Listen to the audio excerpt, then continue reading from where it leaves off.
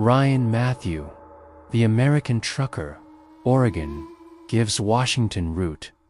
My name is Ryan Matthew, and I'm a long-haul trucker working the Pacific Northwest routes, Oregon, Washington, all the way into the deep mountain passes where the forests swallow the sky.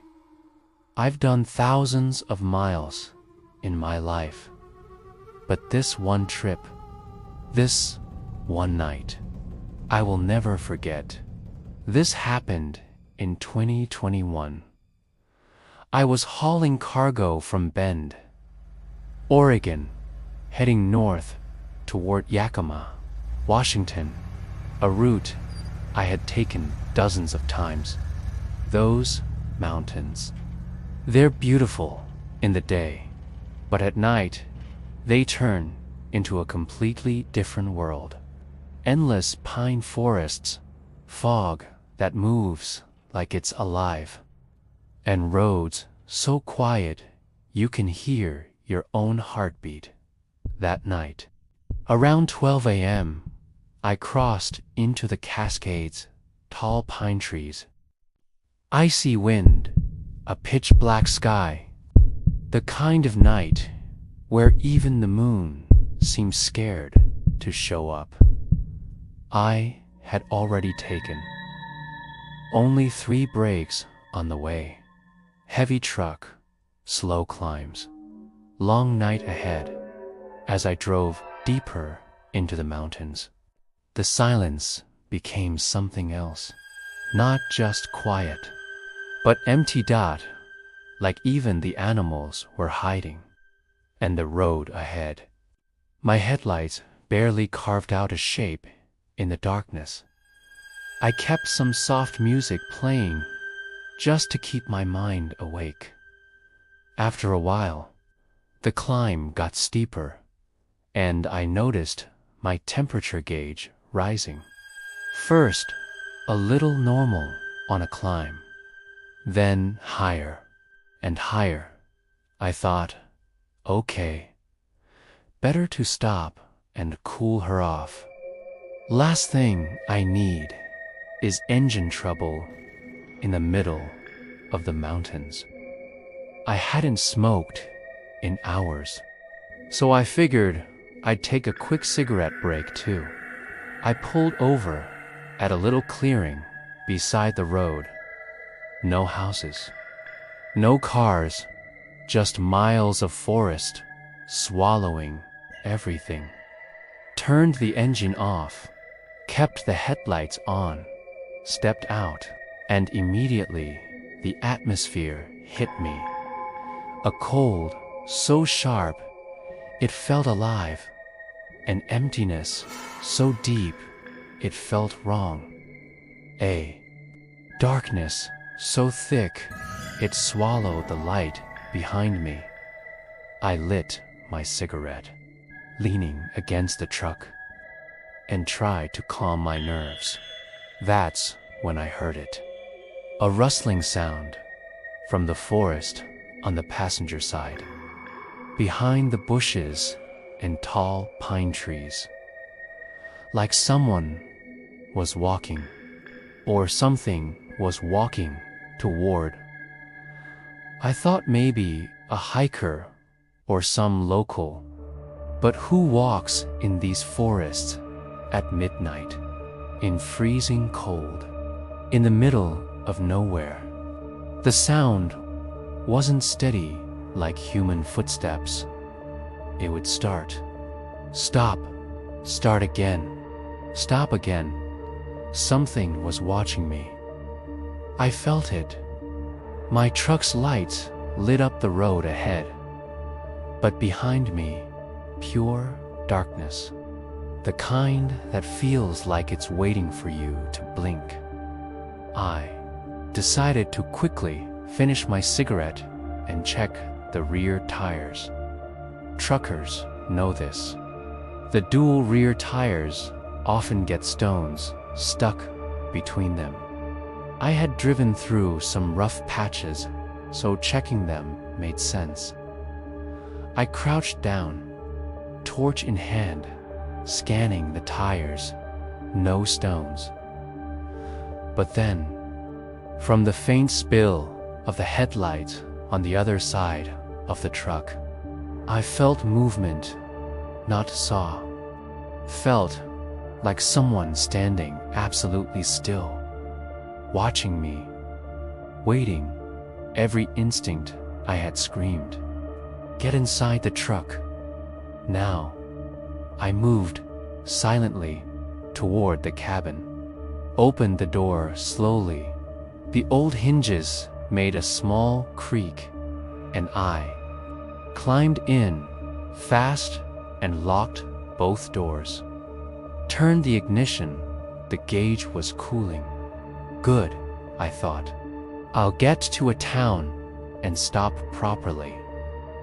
I put the truck in gear and started moving as I glanced into the side mirror. My stomach dropped. Two glowing eyes were staring back from the darkness, not low like a cat's, not small like an animal, single quotes, high, human, height, glowing, with a piercing yellow light, but no body, no outline, just eyes. And as I drove forward, those eyes didn't move, didn't blink, didn't follow.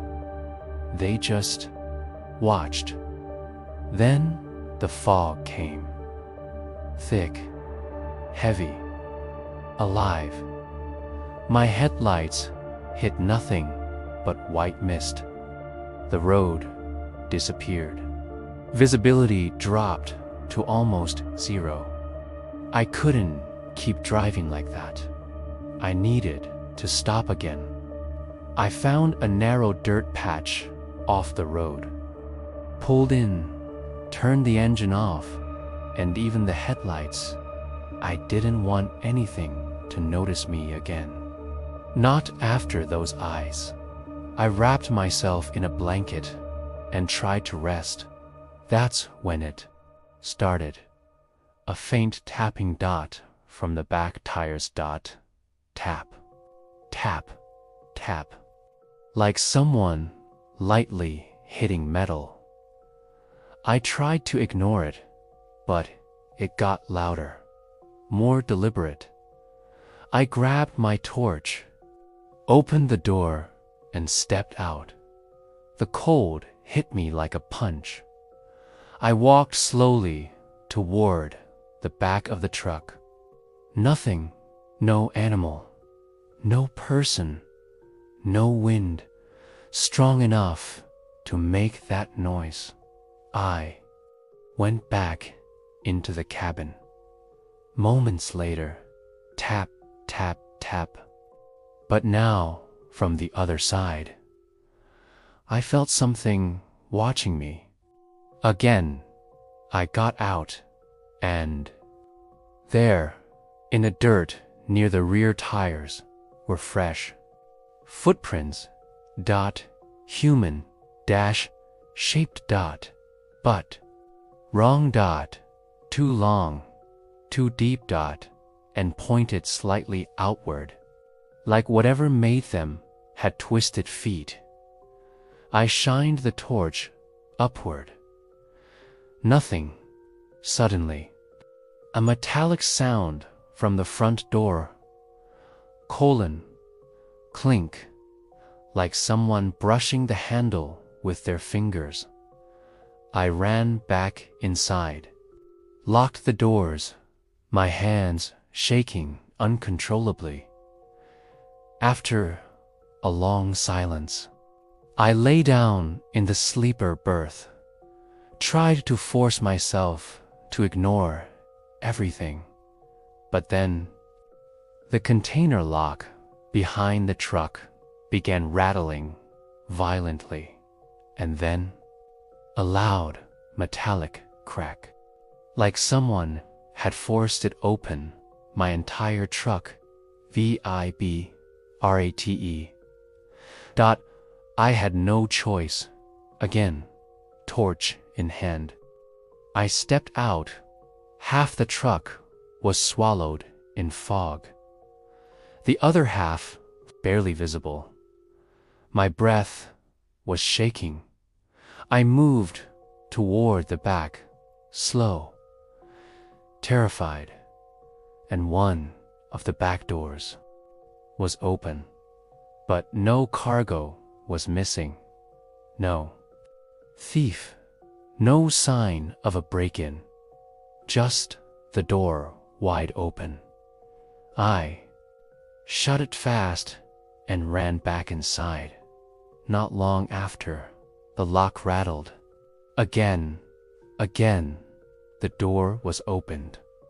This time, I yelled into the fog, "Whoever you are, please stop. I'm not here to disturb you. I'm stuck. Let me spend the night in peace. I'll leave at sunrise. Please, don't harm me." Somehow saying it made me feel a tiny bit better.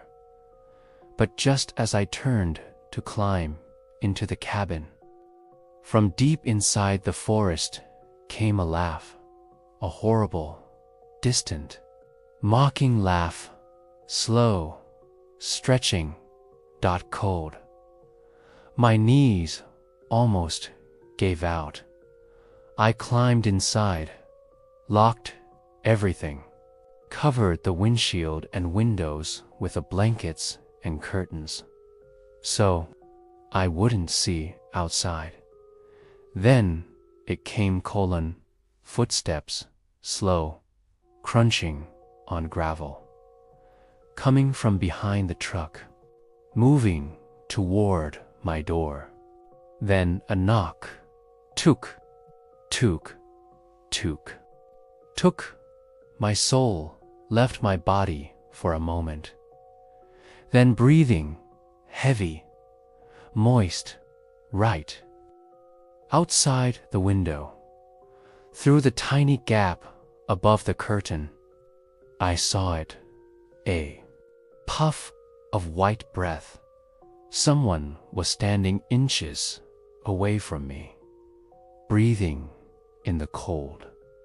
Then more. Footsteps, multiple beings, circling, touching the truck, knocking gently, searching for me. Then, suddenly, I heard something else. Human footsteps. Flashlight beam cut through the fog. The other beings disappeared into the woods. Instantly, a voice came. "Hey, you all right in there? I'm from the area. Heard your horn earlier. If you need help, open the door." I hesitated, but I couldn't survive the night like this. I slowly opened the door. A middle-aged man stood there with a flashlight. "Come with me. My house isn't too far. You can rest in my guest room. This part of the mountains. Strange things happen here." I locked my truck and followed him. After a long walk through the foggy forest road, we reached his cabin. He let me stay in his spare room, where I collapsed into sleep, exhausted beyond measure. In the morning, he served me breakfast and walked with me back to my truck.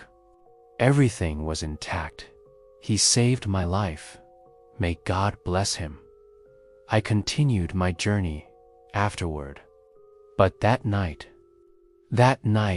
in the Pacific Northwest mountains, changed me forever.